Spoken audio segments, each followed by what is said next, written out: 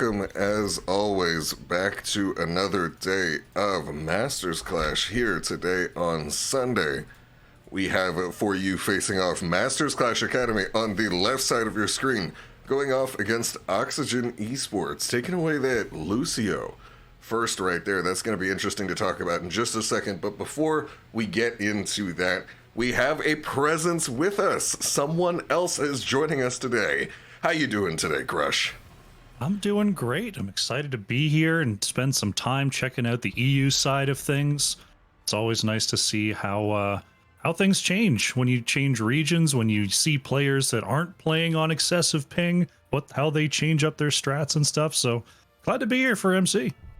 I will say, just talking about some of the regional differences that you just mentioned here between these two regions of HOTS, what I notice very often is the increased level of priority on the Maiev, the Yrel, and the Kerrigan.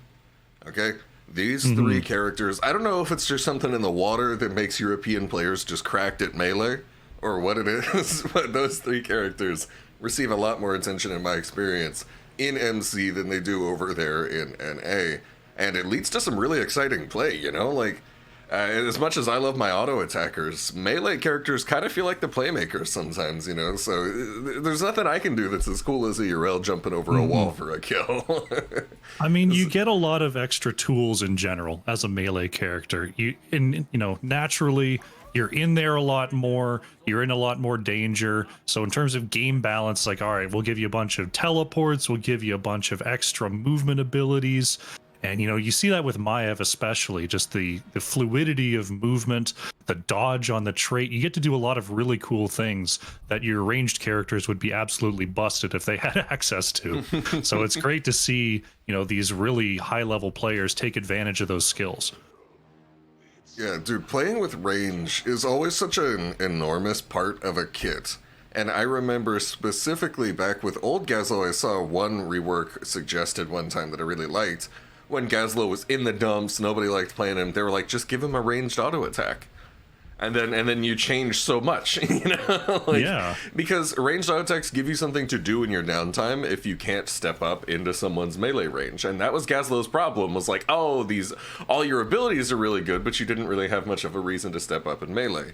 They solved that another way when they reworked Gazlo by giving you the scrap mechanic that allowed you to melee to get your turrets back faster, as well as actually buffing your melee damage. So there's certainly different ways to do it, but the balance implications of melee versus range are always interesting. But we should spend some time talking about the actual draft in front of us as well, as we look here with Masters Clash Academy versus Oxygen Esports, the classic Diablo Tychus pairing.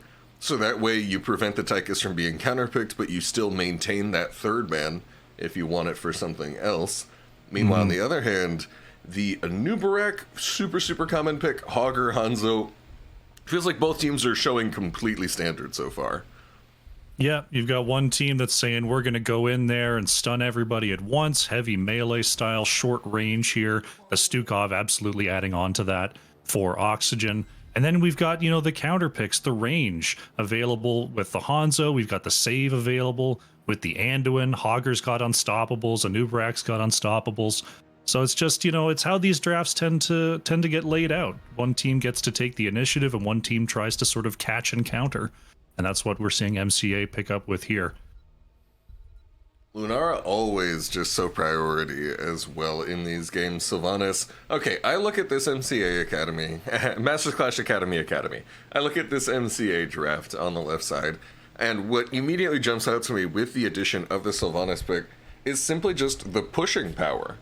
Not only do Masters Clash Academy have the option to push whenever they get a singular pick or even just a moment of respite on their side of the screen without the enemy team, but in addition to that, they also just absolutely get the chance to destroy these structures if they ever pick up a Punisher. That's going to be so big if Oxygen ever finds themselves on the defensive. Having to try to stop that push pressure is going to be immense. I'm wondering what the level 4 is actually going to be for Lunara here, because we've been seeing a lot of Q on 4 to get that extra range, to get that extra AoE. on the Noxious Blossom. But in this setup where they only have Tychus as another hero who can safely burn down a Punisher that may be coming towards them, maybe having that Nature's Culling on 4 wouldn't be too bad. You know, I'm not quite sure. I do think that the extended range on Q4 would make sense. For instance, a lot of times you see Tychus players go W1, that quarterback right there, because the extra range and damage helps you snipe the Immortal Guardians, the Shrine Guardians, and take them away. So I almost wonder if Lunara getting a bigger Q at longer range also helps in that same reason, while also just being a fairly meta talent in its own right. Regardless, though, on Oxygen today we have Cascoon himself! Hey, can't wait for him to evolve. Cascoon is going to be playing Stukov for Oxygen Esports, as well as 19CM, aka Copenhagen, going to be playing Blaze. Bad Benny on that Diablo. Hasu Obs playing Tychus, and to round it out, we have Modcheck on Lunara. Crush. No looking, only memory. Who do we have on left side? In the blue, we have Masters Clash Academy. Nagrom on the low side being engaged onto there. Going to be saved by Warren Ooh on the Anduin. Cookie is playing Sylvanas. We've got Lalam on the Hogger. And rounding it out is, who did I miss? Panda Colada is on the Hanzo. Look at this guy having to look at the player names to say it out. I just checked the scoreboard. As always, the early game is about vying for control of these rotations. Bad Benny with a quick engage onto Panda Colada right there, not able to materialize it into a kill thanks to some interference run by Nagrom, who does take some chip damage in response, and we see Nagrom actually rotating, I believe, fully in vision of Oxygen Esports. I'm not sure. Oh, he's simply trying to flank for the zone up here in this top push. We have Hogger and Sylvanas trying to get it. Wow, Copenhagen actually landing the stun onto a spinning Hogger, which enabled the kill onto Cookie. Even though Hogger himself was unstoppable. That's that splash stun. Even if you hit a Deathwing, you hit an unstoppable. Anything not unstoppable in the area will still get hit with that AoE and taking full advantage there. Not quite. Oh, Lalam. Oh, nice dodge on the crossfire there. That always does more damage than you expect ever since Blaze got that crossfire passive.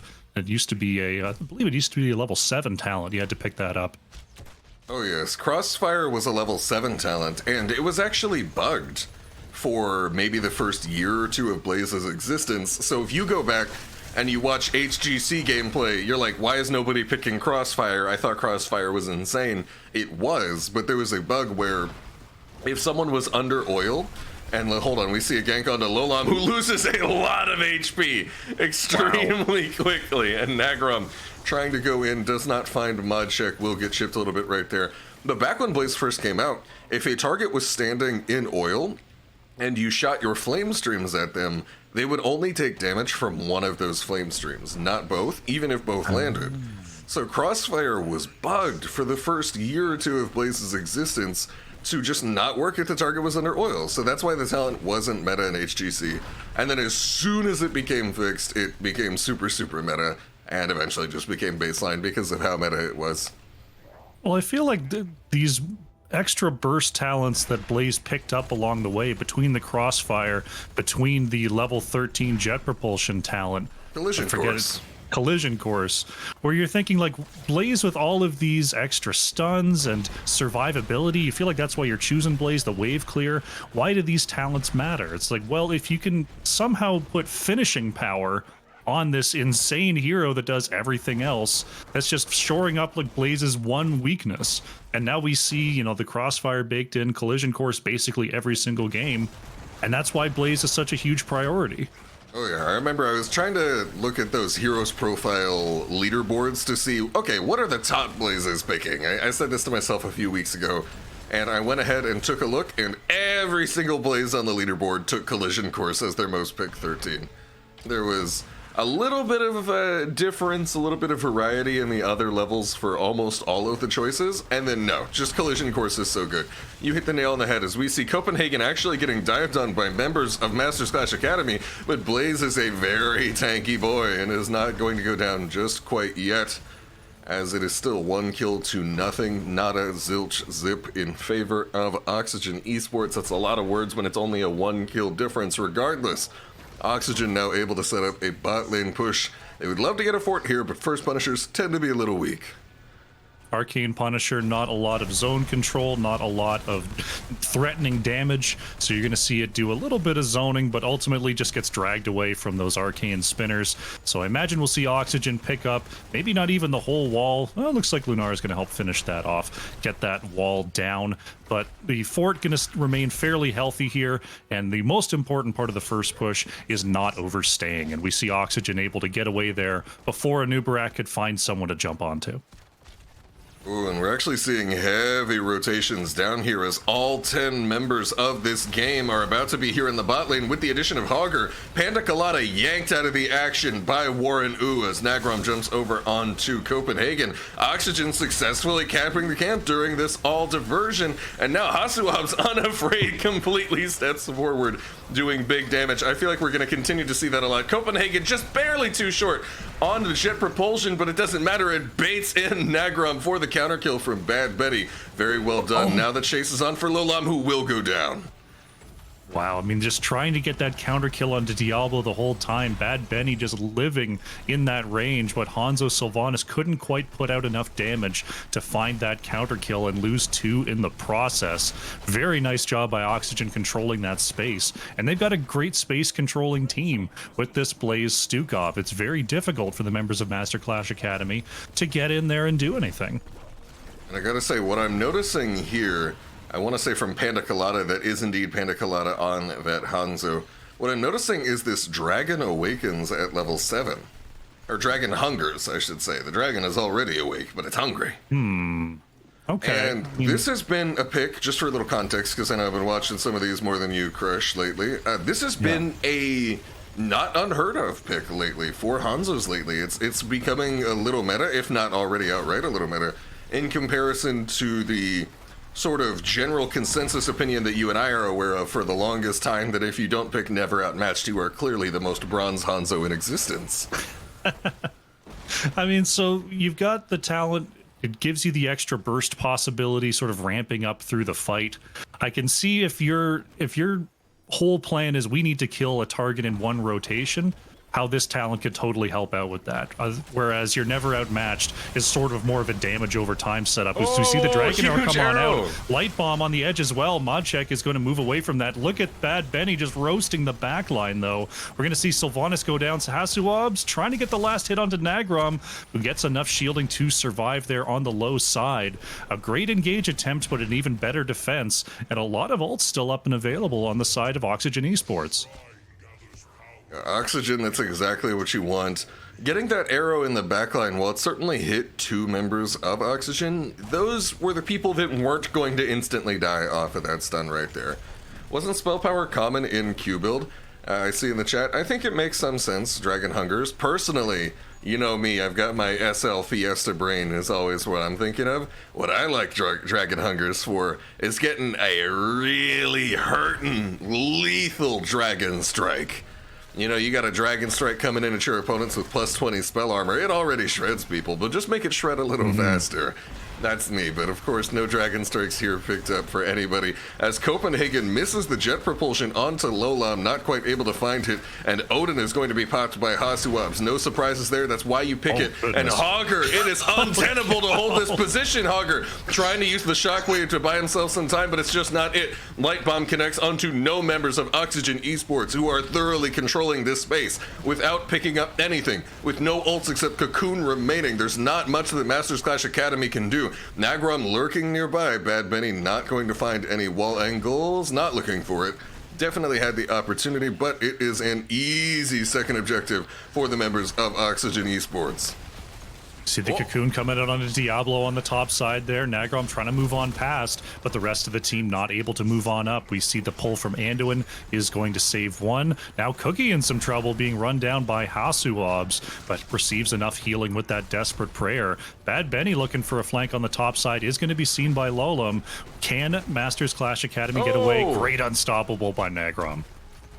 Warren utilizing the Chastise to catch Bad Benny mid-air, mid-charge. interrupting the charge right there, as now Oxygen Esports with a fairly healthy 71% frozen Punisher. I'm pretty happy I eyeballed that at 70% and confirmed it looking at the UI. Oxygen Esports gonna get this mid keep, not looking to fully commit, or mid keep wall, not looking to fully commit for the keep. They're going to go ahead and get that later, as yet another shadow charge by Bad Betty gets interrupted. And now, hold on, this is another skirmish breaking out. Wait. Hogger looking for the slow on the top side. There's an arrow, but Bunker immediately popped by Blaze. Negrom not going to get anyone with that light bomb. Not trying to get away with the impale. Copenhagen continually trying to go in, just continually interrupted there. And Oxygen is going to just go ahead and back off in the mid.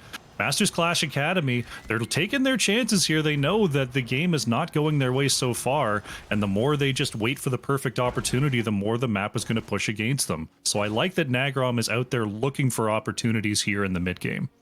Speaking of the map pushing against them, we see two catapults here in the bottom lane getting significant damage onto this structure. Keep in mind, that tower almost going down. Bad Benny finding Lolam over here deep in the jungle will start to walk away. Is it still a jungle if it's on Infernal Shrines? As we see Nagrom going in, immediately finds himself in the oven and needs to get yanked right back on out of there. Bad Benny landing the charge onto Lolam, who yet again shockwaves to try and buy him some time, but the poison, there it is. It's gonna finish him off. And Maj and Sylvanas is next to get dropped as well. Copenhagen getting another charge countered right there, but I'm sure he's not feeling too bothered, as Oxygen 7 kills to 0. What's up, Crush? I think Lolam's gonna have to put a ticket in for that stun. That was like an 89-degree shadow charge into that wall, and Lolam got caught there. Nagrom got the unstoppable to remove the stun train there from Bad Benny, but Oxygen gonna claim the last fort on the map of Masters Clash Academy here. And this is a tough spot to be in if you're Masters Clash Academy. You're down 2 levels, you're down 16s, and now you don't really have a place you can safely exist outside of your keep walls. You know, Crush, you talked about an angle for Diablo walls. I personally think that if you haven't screamed about the character being complete and total at least a few times, then you probably aren't really a Heroes of the Storm player, you know? Like, just... if someone comes up to you at a party telling you, oh yeah, I play Heroes of the Storm too, you know, but they're lying for clout the way everybody pretends to play Heroes of the Storm, you know. It's a very hip thing to do. And so then you gotta test them. You gotta be like, oh yeah, how do you feel about Diablo Shadow Charge geometry? You know, and if they don't tell you like, oh, it's borked, dude, nah, they're just in it for the clout. They probably play something, you know, less impressive to the common public, like League of Legends or Dota. Those League players, I don't even know what it's like to get the 1-degree wall bang. Unbelievable. And I know League has Poppy, who I'm not sure if she still has a wall bang, but she used to basically just have Shadow Charge back in the early days of League. Okay. She got reworked. Yeah. Only familiar with hero mechanics, mostly through teamfight tactics. No wall bangs there that I'm aware of, but you never know. Turns out those champs have a lot of abilities. Wall bangs would be interesting in TFT. Like, I could see wall bangs, or you bang them into another unit, so that way it still has something to do even if the opponent is in the middle of the battlefield. It's certainly an interesting idea. And here's Lolam getting aggressed onto by Bad Benny. If he can spin, as long as he can start the spin, he's okay. But Bad Benny lands the stun, followed up by the Copenhagen follow-up. Hold on a second. What?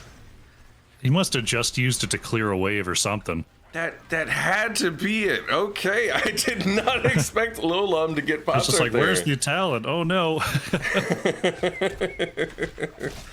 Oxygen Esports getting a successful gank onto Lolam over there in that off lane against Masters Clash Academy. They're going to go ahead and just get started. Copenhagen getting there and just having begun with the clear already. The members of MCA not even going to try and contest this objective. They're just going to go out and clear top lane, allowing Oxygen ample time to set up, to steal this siege camp, whatever they want to do. Yep, they just get to go and take as much as they want here. We'll see if they want to do a 39. I'm not sure what the camp timers are for the rest of them, but Looks like they're just setting up to clear this objective. At least with Blaze there, it's tough to stop at 39. But we'll see what the setup is going to be, as Bad Benny, not going to get stunned the first time there, is looking at Nagrom, gets a quick flip and moves in onto Cookie on the top side. There's Copenhagen. Oh, a big chunk taken out of Nagrom, trying to get away here. Cookie's already used the warp, has the unstoppable to try to move on back. It looks like Masters Clash Academy have enough buttons to get away here. And a successful 39 has been taken by Oxygen, which is a tough thing to do when you got that splashing auto attack. You gotta be nice and surgical. And I gotta say so far that what I'm seeing in this game is really just a thorough bullying by the members of Oxygen Esports, specifically onto the front line of Masters Clash Academy. Specifically onto the front line, as we actually do see Silva 3 out of those 8 deaths. But I feel like every single fight is a combination of Hasuabs just absolutely shredding a frontliner and Bad Benny making that possible through just very effective stuns and stun timings. As we see an engage go out onto Bad Benny, the soul shield is popped instantaneously, and as soon as that came out, the members of MCA knew they wouldn't be able to fix it. And what was I just talking about? Lolam gets picked over there on the right side. Nagrom forced to get yanked out as well. But this is what I mean. I think that just when you have a frontline combination of Hogger, who gets shredded by the Tychus, who directly shuts down his ability to spin on top of teams, even if you pummel him, it's not going to reduce the damage at all, which is Hogger's common counter. Bad Benny now going in on Nagrom, forces out Warren Oo's other leap of faith. Now they are both gone. Lightning Breath solely onto Nagrom. Just absolutely shredding him. Punisher's gonna jump in here as well and contribute to the threat, as Nagrom might die to poison? No, he's gonna be okay. Silva's actually the first to go down in this situation. Modcheck finished off by Panda Colada. At the same time, though, Anubarak going down. Punisher gonna make it through this core HP soon as the fight continues. Crush. Oh, Hogger getting jumped on there by the Punisher, who peeled off the core, and it looks like the objective was just a little bit too healthy there. Masters Clash Academy putting up the best defense they could, but it's gonna be Oxygen Esports taking the first game in this best of 2. I felt like, because it's not only the combination, just to very briefly touch on what I said a second ago, it's not only the fact that Hogger is vulnerable into the Tychus, but it's that he's alongside an Anubarak, who, unless you're into a strictly spell damage comp, is one of the more vulnerable tanks in the game. Hogger, very, very simply into spell damage, is kind of immortal, and into auto attack damage is the small sniffling dog from the memes. You know, if you've got like the, you know what I'm talking about. You got the towering muscular Shiba Inu, and that's a Nubarak into double mage, and then the small sniffling dog is a Nubarak into double auto attack. And that's exactly what we saw right there. We've got that post game scoreboard. Let's go ahead and take a look. Well done right here by the members of Oxygen Esports, taking a strong, solid game 1. I'm looking forward to getting more of an insider's perspective from Cavalier Guest, who will join us for Series 2 through 4. But for right now, we've got one more game to play in this series that TheKrushinator will be here for. And you are always appreciated here, Brud. Let's see, we are waiting on game number 2.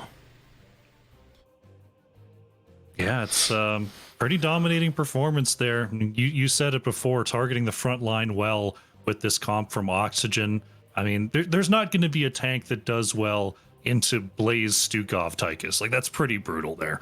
But Anubarak specifically, not a ton of health beyond that spell shield. So, I mean, your tank's going to get picked on. It's just going to be a matter of, can you strike back harder? And in this situation, Masters Clash Academy just couldn't get through that big health bar of Diablo in the front. Indeed, and it looks like our second lobby is set up right here. I'm going to go and give us a look at the map pick situation. So sorry I didn't show this game 1, chat, but Masters Clash Academy and Oxygen Esports here in game number 2. It will be played on Cursed Hollow. The teams before game 1 banned out Alterac Pass on the side of MCA, and I want to say that is so unbelievably tiny on my screen.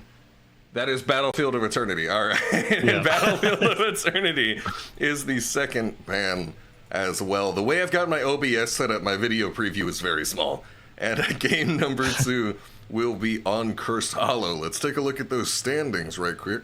Flashing this on your screen. Oxygen Esports currently 22 points, trailing 5 behind Chili Mountain. They would love, love, love to leapfrog Chili Mountain if at all possible, but they do have their work cut out for them. If Oxygen Esports take this series 2-0, however, they will be only 2 points behind Chili Mountain. Chili Mountain, of course, has more games to play later today that allow them to extend their lead. After all, every team plays every day on the weekends here in Masters Clash. Let me see. I write down the schedule on a piece of paper, and I forgot to do it today, and I gotta do it really quick. Alright, let's take a look at that schedule, folks. So, in here today, Sunday, May 15th, we just watched Game 1 of MC Academy versus Oxygen Esports. Coming up after this is going to be Bang Bush versus Chili Mountain, but we've got a draft getting ready to go. Bang Bush versus Chili Mountain could be an opportunity for Oxygen to catch up in those standings, as those are our 2 highest seeded teams here in the rankings. If Bang Bush can take one over Chili Mountain, that definitely closes the gap for Oxygen going after that rank 1. That is exactly what they want to do, and of course every team wants to secure their positioning within the top 3, as the top 3 teams are guaranteed to go to LAN. So thus there is a very big difference between that 3rd spot and that 4th slot right there. Once we get through to that 4th slot, then we're talking about teams that will have to go through the Gauntlet to get back into this series, into the playoffs. So far, Sylvanas Abathur Vikings. Interesting bans coming out here in this game 2 on Cursed Hollow. Not wanting that global pressure right there, not wanting to take that away.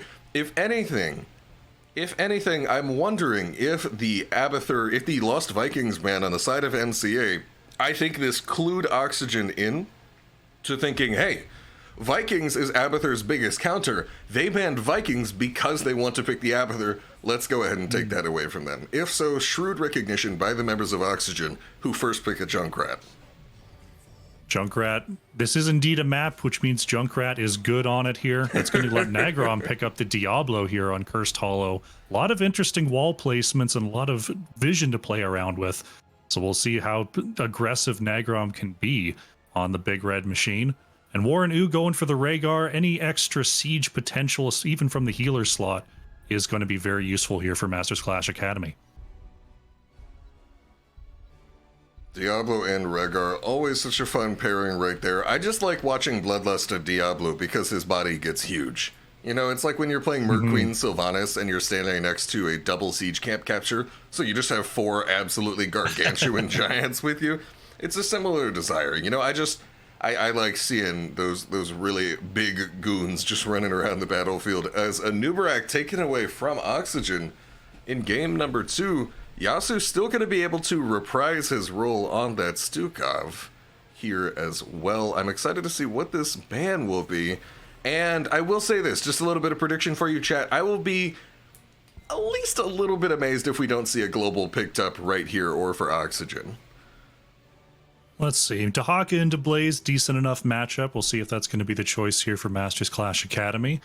Falstad, always a good one for the boss control, though can be a little bit scary into Blaze Stukov with those limited sight lines. So we'll have to see what they're thinking here. It is going to be that Dahaka for Lolem. Are they going to take both? Nope, it's going to be Jaina here for Panda Colada. Going to be looking to play off of the stuns from Diablo and likely the tongue follow-up from Dahaka. Double Global is something that I particularly associate with Cav because Cav copied it from Fnatic. And keep in mind, we have members of Fnatic here that do play at MC because they play for Granite Gaming. So if there are 2 teams that I think are particularly inclined to go for that double global advantage and really be aware of how to shift the pieces around the board, it is those 2 teams of Oxygen, who do not have a single global at all this game, and of course, Granite Gaming. Still one last pick remains for MCA, and it's a Zeratul.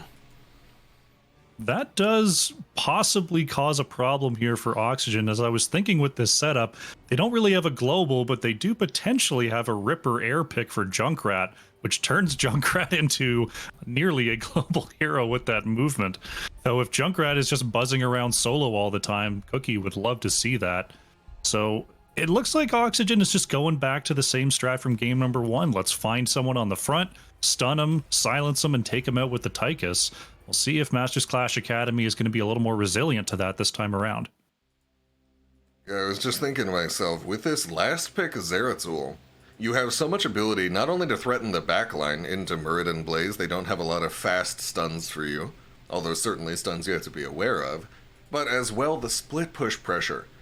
Oxygen has to deal with this Dehaka constantly pressuring down their lanes, and as well, the potential of a Zeratul to join in. And I just think that two-man split push of Zeratul Dehaka would be so terrifying. It doesn't even have to be in the same 2 lanes at once, keep in mind. They can pressure basically anywhere, and the second you try to rotate on them, either they're out, the Dehaka globaled elsewhere, the Zeratul's 1v1ing whoever you sent to him. If you sent 2 people, the Zeratul's just escaping. There is a lot of potential right here for some really good play from the members of MCA. But let's get into the rosters. For Masters Clash Academy, on the left side, we have Lolam on that Dehaka, hoping to be a little bit safer this time. Cookie playing Zeratul. Panda Colada on the Jaina, Warren U on Regar, and Nagrom gonna be playing that Diablo. Who do we have playing for Oxygen Esports here, Crush? For Oxygen, we got Copenhagen on the Blaze, Bad Benny's on Murid, Hans or Nick is on the Tychus, Hasuobs is playing Junkrat, and Yasu on the Stukov. Both teams just trying to get some chip damage onto the structures to start things out. Warren U just straight up tanking the structures as Nagrom actually gets the vision. This leads to a very strong opening push right down mid lane for Oxygen. You don't see it too often directly in mid, but when it's in response to another team cheesing a side lane, you can get away with it. Each team taking out a tower, actually the entire mid gate, other than a sidewall taken out for Oxygen, and Nagrom is right in the thick of things, and you can't do that into Tychus. No, Tychus was there and ready to go, and Diablo had no way out. Great first blood there for Oxygen. Camps are up here. We see Masters Clash Academy immediately on their left side. Bruiser. Looks like Bruiser Camp is going to be the play here for Oxygen as well. Interesting that the low side camp is the start here for Masters Clash. Usually with the curse on the top side, the teams will both take their top side camps first to try to get counter pressure. But maybe with that mid wall down, it changed the calculation a little bit here for MCA. Yeah, I can't help but wonder if MCA had not taken their Bruiser Camp and had to defend against an Oxygen Bruiser Camp right here, without their mid-fort, or without their mid-fort wall, was there a reasonable possibility of them just losing the fort right off the start? But no, this is actually going to be also a fast siege camp capture, not looking to take it during the first objective for the members of Oxygen. Instead, they just want to get back to lanes and start pressuring as soon as possible. We see some mid-wave clear from Hasu. Camps clash here in the mid. You see Masters Class Academy got a good amount of damage there. Is Nagrom going to be, wow, great stun follow-up off of that concussion mine reposition, but still pretty healthy is Diablo, being that Diablo has all of that spell armor on level 1. We see Tychus on the rotation here, just checking out that bush to make sure the team can rotate safely. And our first curse should be coming up in about 35 seconds here. We'll see if the teams want to keep up the split push or if they want to commit to this first objective point. So we're seeing this from the vision now of Oxygen Esports. So we can see Nagrom lurking out for just a moment, will get hit by the stun. And oh, this is a huge gank. Concussion mine is perfectly placed by Hasuobs to set up a second kill. And I think, so far it looks like, with this Tychus picked up as well, it's going to be just another round of bullying the front line of MCA here today in game number 2. If you're Masters Clash Academy, I know what's on your mind is letting this Zeratul scale, letting yourselves get into that late game where you can start to get some of these structures down, where you can start to get some really big splits and take advantage of that split map pressure of the Zeratul scaling. But first, they got to get through what has been a bit of a shaky early game, but certainly not one that can't be come back from. As hold on, we see Nagrom starting to step forward onto members of Oxygen in the top side. Nagrom has been picked a couple times, but can't let that get to you. You've got to understand, you're probably going to go down in most of these engagements. You're there to create opportunities for the team. Cookie, out of options there in the mid, is actually going to be picked off by the big range of Junkrat. Unexpected one from the side of Oxygen, but a welcome one at that. That's a movie reference, right? A surprise, to be sure, but a welcome one. That's like Star Wars or something. I'm like 99% sure. Master Slash Someone Academy. said it at some point. getting some damage on the top side. Hans getting aggressed on by Nagrom, but Nagrom doesn't have the finishing power. Only able to get Nick down to about half before getting shredded himself. As the tank buster, if you go at the tank buster, you best not miss. Getting absolutely shredded right there. And what started with a Diablo engage very quickly turned into a double kill counter engage from the members of Oxygen Esports. Lolam snatching Copenhagen mid jet propulsion, and he will go down. Meanwhile, Zeratul successfully in the one-on-one, taking out Junkrat in that bot lane. Hasuab's getting 1v1 by Zera. That one, not my fault, chat. Those kills happened at the same time, okay? I don't have two cameras. And now Oxygen Esports here taking out Top Fort. Rather than contesting this objective, they will have Yasu go ahead and get an interrupt there. That looked like a long pitch. That was indeed long pitch. Yasu! Hold on. Wait, Nagrom, let him go. A little bit of catch and release right there. Tried to get the shadow charge over the wall, but got caught in a little piece of geometry there, going back to the old school shadow charge, where you just blast your enemy away from you and not be able to overpower them. Still happens occasionally if you catch them on just the wrong angle there. But now we're going to see a little bit of a boss trade. 10s are already in for Oxygen. Looks like Bad Benny hanging out in the area. Gonna see if Oxygen can get here in time, but it looks like the boss clear going to be too fast for MCA. It honestly wouldn't surprise me to see Bad Benny to jump in there. Oh, nice interrupt, though, from Nagrom. Now Bad Benny is caught in a tough spot. Already used the jump. Gonna have to Haymaker, but Murden still to go down. Lelam wants the chase. Gets underground. Nice job by Lolam. Panda Colada almost taken out there by Nick as well as this fight continues, Mockery. It's just going on so long, and level 10 still not achieved by the members of Masters Clash Academy. Is now Cookie getting run down by the Stukov. Will get finished off. Hasuabs has the interrupt onto Nagrom. What a fight right there. The Odin so massive. The Apocalypse engage from Nagrom lands. Wow! Oh, baby! The burst damage taking out Junkrat and Stukov in a flash. Nick is next to go down, and that triple kill off of such a beautifully placed engage from Nagrom, and maybe perhaps a bit of an overstay from Oxygen Esports, quickly equalizes things in this game. Now both teams losing their boss defense lane fort, but a 2 out of 3 situation for tributes for Masters Clash Academy. If they can simply get one more on the equal talent tiers, they will have first curse of the game. Wow, I mean, the number of abilities that have been caught in midair this game is just so cool to see. I mean, that fight was just all over the place. It looked like Oxygen had the split. They found those extra kills, but then turning it around with a gigantic Ring of Frost. Masters Clash Academy do go up 2-1 on these curse points. They've got bottom lane pushed out from the boss. Zeratul working on the top side. If they can get themselves a third point quickly, the map will be in a fantastic position for them here. Nick now stepping up, not too terrified, knows he has his teammates right behind his gate waiting to help him out.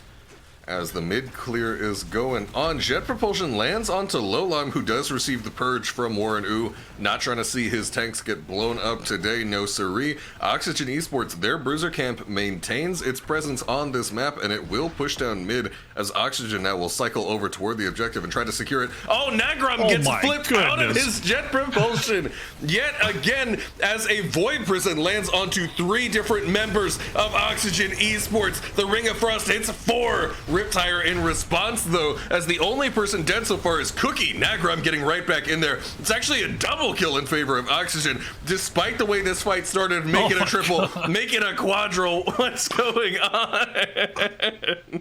Oh my goodness. Blaze has just been having the weirdest interactions so far this series. I've seen Blaze chastised out of a jet propulsion, shadow charged out of a jet propulsion, dragged out, and now overpowered out of a jet propulsion. Nonetheless, the triple kill does go over to Oxygen. They're looking for another one here. Nagrom almost goes down to the concussion. Oh, wow. The Haymaker looking for the final hit, but Diablo was on the low side of that well. Can you Oxygen imagine? did manage to grab their second curse point there. Can you imagine if Bad Benny sniped Diablo over the wall by throwing his teammate at him? Oh, it would have been too much. As Bad Benny gets engaged on by Nagrom, Blizzard not quite going to hit him for a second wave right there. Bad Benny missing some HP, but he's Muradin. He can just walk it right on off. Nagrom, on the other hand, will perhaps need to use his tap right here as he walks right past it. He does not have tap available. Yeah, check the cooldown right there. Still got about 80 seconds left. Both teams forming up here on this objective. Both teams at curse point. Either team that gets it will curse the other. Not going to be enough time for Oxygen to find their 16s here, so we're going to have an even talent tier fight.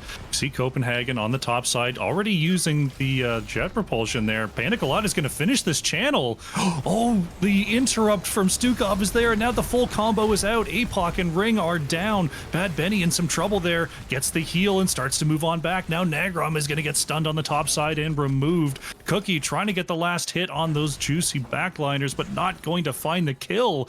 And now Oxygen is trying to run down MCA one more time.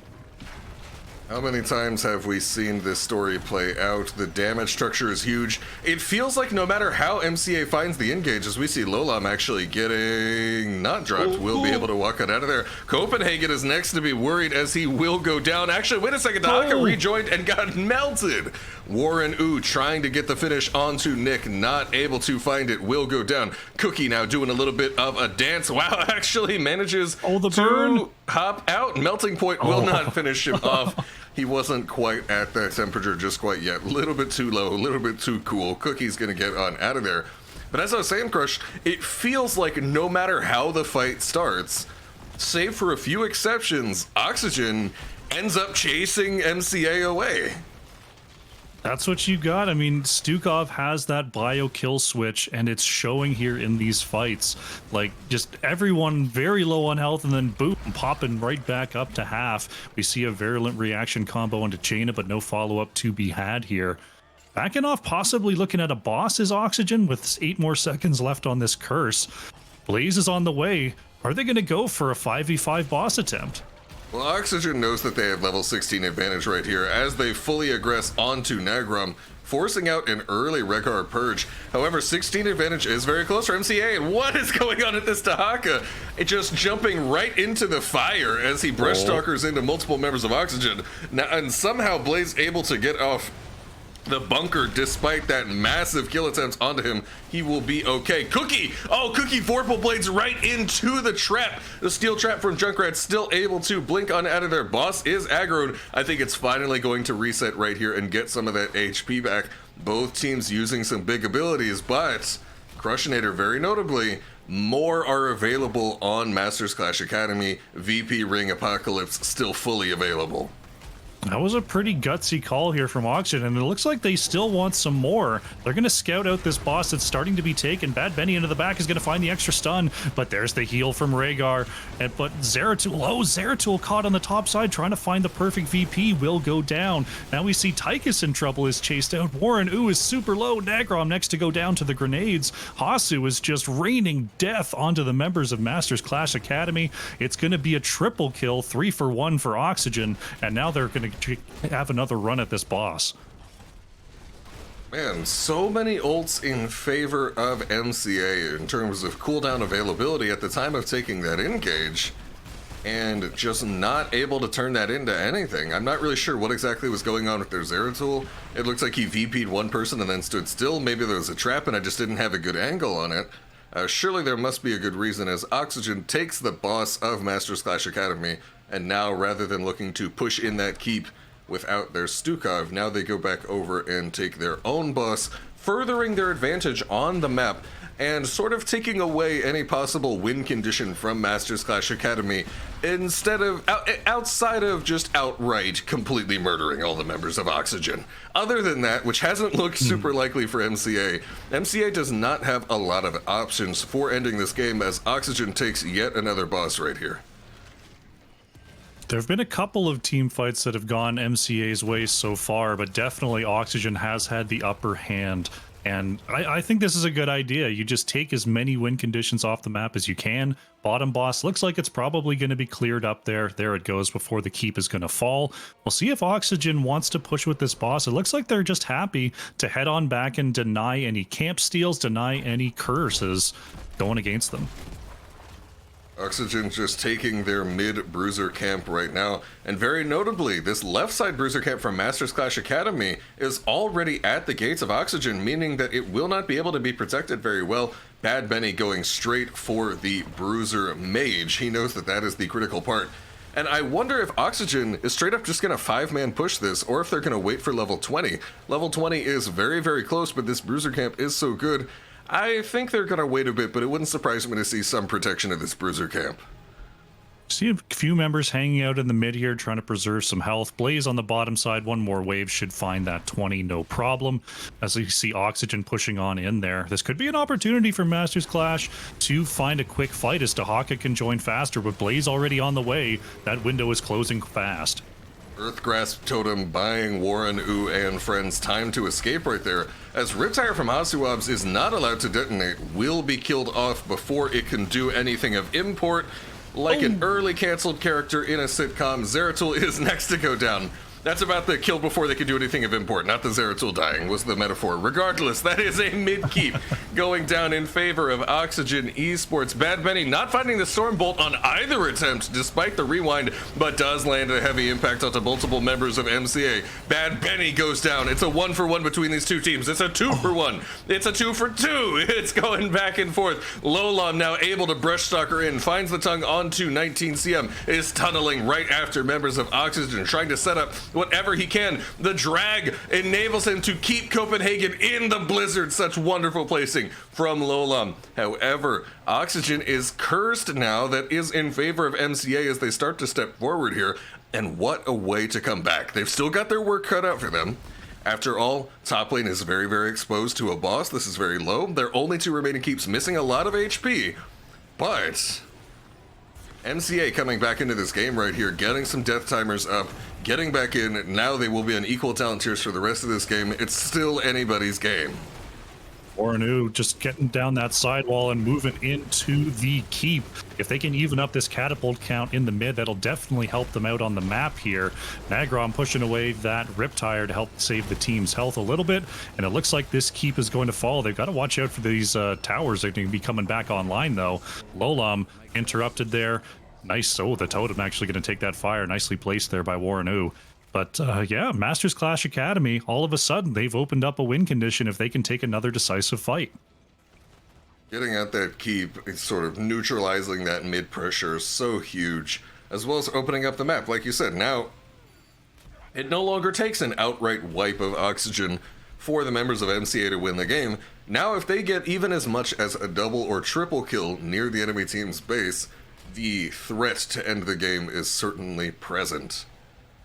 Both teams forming up right here, trying to establish control of the vision as Cookie, flanking a bit, now sitting there in true stealth, not able to be found. Members of Oxygen taking the siege camp in the meantime as Dahaka gets that split pressure on top lane. Ooh, Nagrom flipping Copenhagen, not going to be able to find anything just quite yet. Just a little bit of tank-on-tank posturing right there. And both teams just sort of waiting for stuff to respawn and next objective to happen. Dahaka feeling the pressure there is going to start to move away on the top side. You see those danger pings coming on out. Boss is probably still a little bit away here, but it's on the minds of both of our teams as we see actually Boss is about to spawn on the bottom side.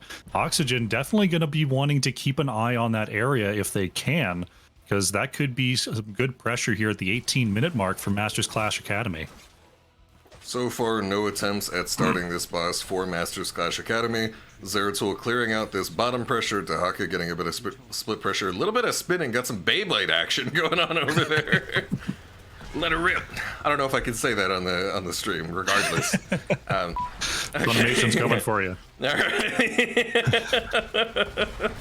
And now isolation misses from Lolam, not able to connect. We'll find the drag, but it followed up by bunker. Yasuobs is in the thick of things, is forced to swipe away the members of MCA, and that is a huge void prison. Sets up the apocalypse onto 4 of oxygen, but the Riptire is there to protect them. And the second Riptire, of course, we've had first Riptire, but how about second? How about third as it chases down Lolam now? Lolam missing a significant amount of HP, but is able to avoid the damage thanks to the well-timed tunneling claws. And he's got Brush Stalker. You're not catching him. He's got Brush Stalker. Oh, the long pitch from Yasu.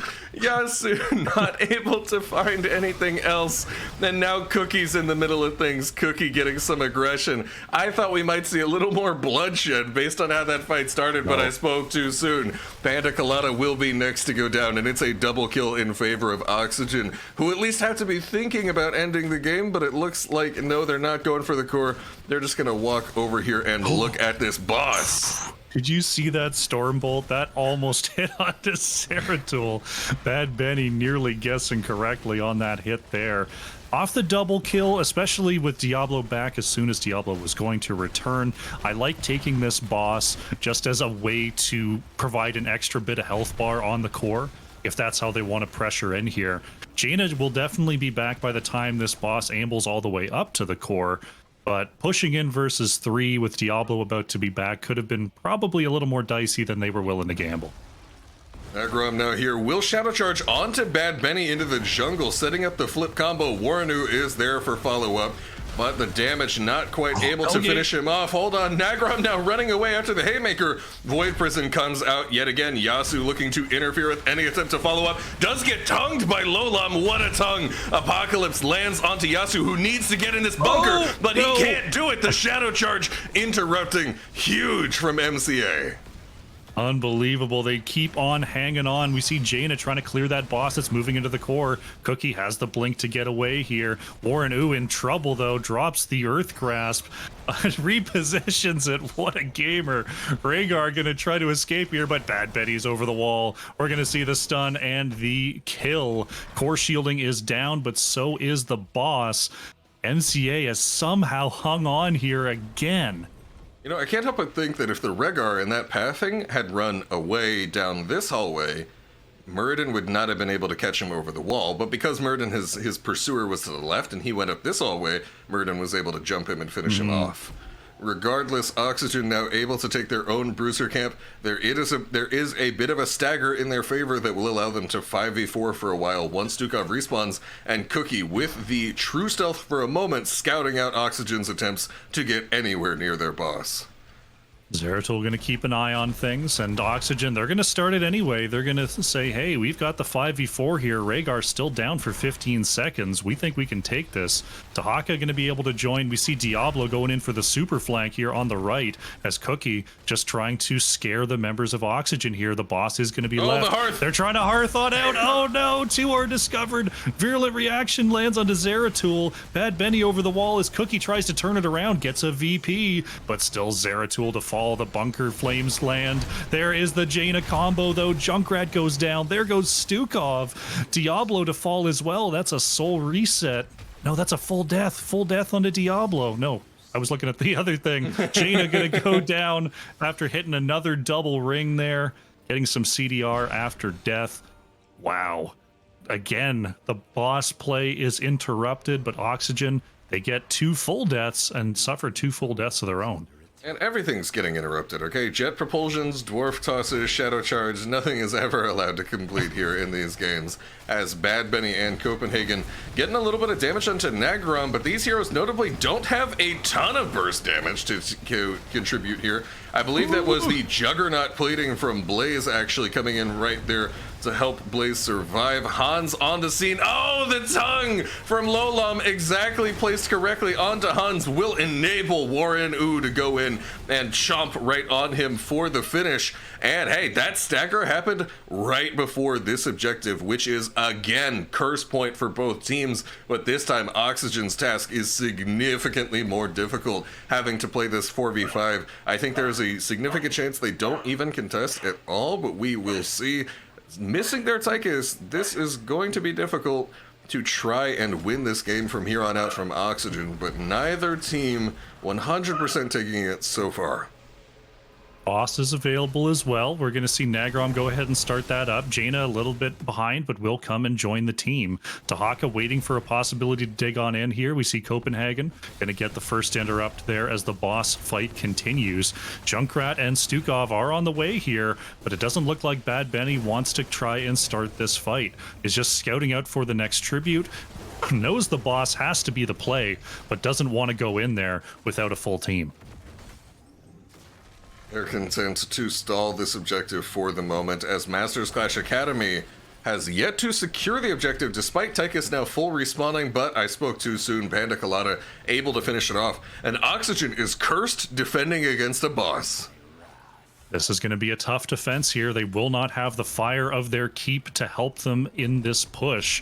The boss going to be very, very healthy pushing on in here. Tychus going to pop that big red button to try to take this down. There's Nagrom engaging, pushing into the back. There's a root as well, and Muradin in huge trouble. Muradin goes down. Now Blaze in the back is going to avoid the VP that lands there. Ring of Frost lands onto Yasu. One swipe is not going to be enough. Second swipe, maybe? No, Stukov goes down. It's a double kill for Masters Clash Academy. The boss is cleaving through the keep. This could be a push to end. At this point, with this double kill and a very healthy boss, Masters Clash Academy wants to do whatever they can. Hasuwabs' concussion mine also getting interrupted in midair. Everybody's getting snatched out of everything as Nagrom hits the shadow charge, allowing Masters Clash Academy to even up this series 1-1. Both teams are going to take home a point. Really nice control in the end game there by Masters Clash Academy. Oxygen had a couple of tries there to find extra kills in those fights and go end, but they ended up trading out kills, and the final push to victory, well done by Masters Clash Academy. Just absolutely crazy. I thought, based on how that early game was going and how the mid and late game were going, that Oxygen had the 2-0 in the bag at points, but excellent composure by Masters Clash Academy to just stay in there despite how things looked, and then just to finally hit some of those big wombos. They were hitting them the whole game, but finally capitalize on some of those big wombos. You know what I think it was, Crush? What was it? I think they just needed to like try out the combo a few times so that they could learn the timings. And you know, once they had it locked down, then they started winning the game. That's clearly what it was. Obviously. Let's go ahead. It's a bit of an old combo there. I mean, the Jaina Diablo Zeratul, it's been around in Heroes of the Storm for quite a long time, but it's fallen in and out of favor quite a few times with all of the cleanses around, with all of the blaze bunkers, everything that can cause that combo to go wrong. So sometimes, you know, it's a little bit rusty, but once you've got it down, you drop the VP for the ring, you drop the VP for the APOC. There's a reason it's such a devastating combination that's been around since, gosh, I mean, 4 years, 5 years we've had this setup, possibly even longer. Not quite sure off the top of my head, but I am getting invites to our second lobby, friends, so we will have to pass up on the scoreboard and move on. Also, Krushinator, thank you so much for joining us here for series number 1. Unfortunately, this is going to be our only series with Crush. Cavalier guest, coach of Oxygen Esports, who just played series number 1, is going to be co-commentating the rest of today with us. Krushinator, thank you very much. Feel free to hit any shout-outs, any self-shilling, whatever you got. Go ahead for it, bud. You can find me everywhere at TheKrushinator. I'm on Twitch doing my casting thing, doing some variety here and there. I'm on Twitter, Instagram, YouTube, doing all the things that I normally do. So just put TheKrushinator into Google. I'm sure you'll find everything. It'll be good. Alrighty, thank you very much, Crush. It is always a pleasure to cast with you. I look forward to doing it again sometime. and I'll see you soon. Have an excellent rest of your day. See you later.